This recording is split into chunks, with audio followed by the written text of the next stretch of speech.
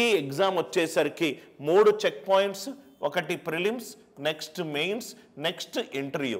ఇప్పుడు మనము ప్రిలిమ్స్ ఎగ్జామినేషన్లో ఏ టాపిక్లు అడుగుతారు, ఆ టాపిక్లో సబ్ టాపిక్స్ ఏమేమి ఉంటాయి, ప్రతి టాపిక్ ఎన్ని సెక్షన్స్ ఉంటాయి, ఎన్ని మార్క్స్ ఉంటాయి, రైట్ నెగటివ్ మార్కింగ్ ఉంటుందా ఉండదా, మనకు ఎంత కట్ ఆఫ్ వస్తే మనము మెయిన్స్కి వెళ్తాం అనే ఒక ఇంపార్టెంట్ పాయింట్ని మనం డిస్కస్ చేద్దాం సార్.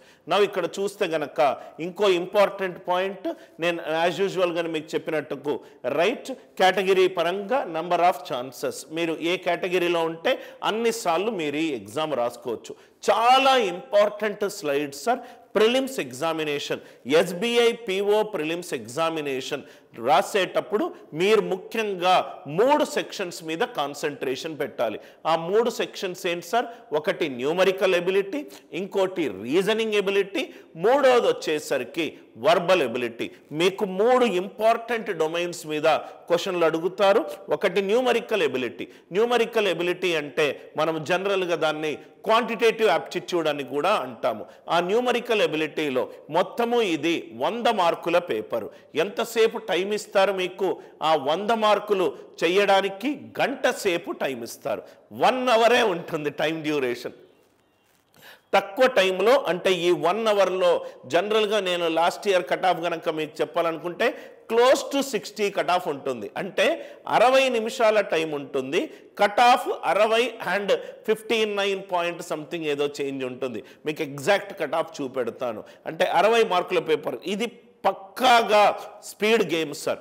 ఎంత ఎక్కువ ఫాస్ట్గా మీరు చేయగలిగితే అంత chances of you getting into mains will be there. దీంట్లో జనరల్గా క్వాంటిటేటివ్ యాప్టిట్యూడ్లో 35 మార్కులు, రీజనింగ్ ఎబిలిటీలో 35 మార్కులు, వర్బల్ ఎబిలిటీలో 30 మార్కులు ఉంటుంది. ప్రిలిమ్స్ పేపర్లో 35 మార్కులు మ్యాథ్స్కి, 35 మార్క్స్ రీజనింగ్కి, 30 మార్కులు వర్బల్ ఎబిలిటీకి ఉంటుంది. ప్రతి ఒక్క క్వశ్చన్కి నెగటివ్ మార్క్ ఉంటుంది.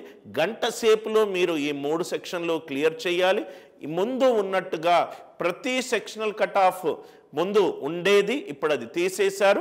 మొత్తము ప్రిలిమ్స్కి కట్ ఆఫ్ మీరు క్లియర్ అవుతే చాలు. ప్రిలిమ్స్లో ఉన్న ప్రతి ఒక్క సెక్షన్ కట్ ఆఫ్ క్లియర్ అవ్వాల్సిన అవసరం లేదు. క్యాట్ ఎగ్జామినేషన్లో అయితే సెక్షనల్ కట్ ఆఫ్ క్లియర్ అవ్వాలి.